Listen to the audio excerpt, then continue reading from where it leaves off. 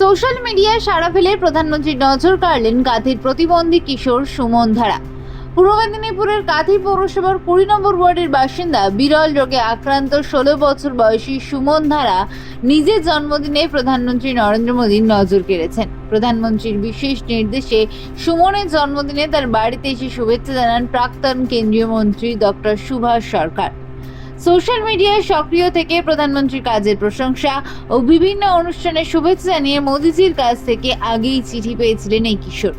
জন্মদিনের এই বিশেষ দিনটিতে সুভাষ সরকার সুমনের শারীরিক খোঁজ খবর নেন এবং বিজেপি নেতৃত্বের উপস্থিতিতে কেক কেটে উৎসব উদযাপন করেন। সোশ্যাল মিডিয়াকে মাধ্যম করে রাজ্যের রাজনীতিতে পরিবর্তনের বার্তা দেওয়ার পাশাপাশি কেন্দ্রীয় সরকারের নানা জনমুখী প্রকল্প সুমনের মাধ্যমে ব্যাপকভাবে প্রসার পেয়েছে। স্যারের আসার জন্য ধন্যবাদ। আর স্যার এসেও আর স্যারের আমি সোশ্যাল মিডিয়া অনেক দিন থেকে কাজ করি, আমি অনেক দিন থেকে পরিশ্রম করেছি। আর পরিশ্রমের ফলে আমার সোশ্যাল মিডিয়া এখন অ্যাক্টিভ হয়েছে, অনেক ভিউজ লাইক কমেন্ট হয়।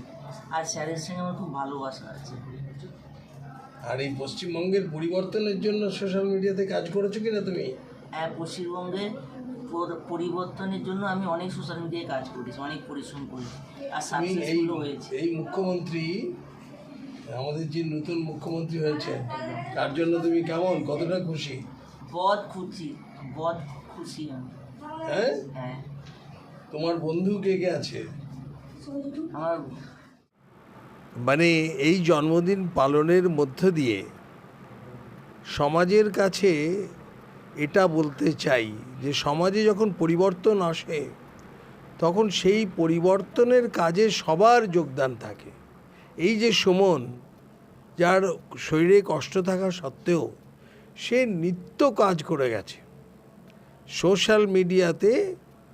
24 ঘন্টার মধ্যে অন্তত 10 থেকে 12 ঘন্টা সে কাজ করেছে বিভিন্নভাবে।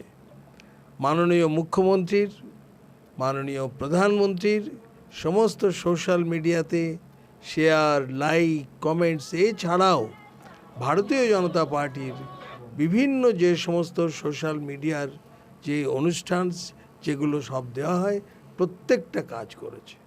এবং শুধু তাই নয়, ওর কাছে এত হোয়াটসঅ্যাপ গ্রুপ আছে, সেই গ্রুপগুলোতেও বিভিন্ন গঠনমূলক, আন্দোলনমূলক যা কিছু হয়েছে সব মানুষকে জানিয়েছে। এটা খুব বড় দায়িত্ব পালন করেছে। আর সেই জন্যই আমি আজকে ওর জন্মদিনে এসেছি।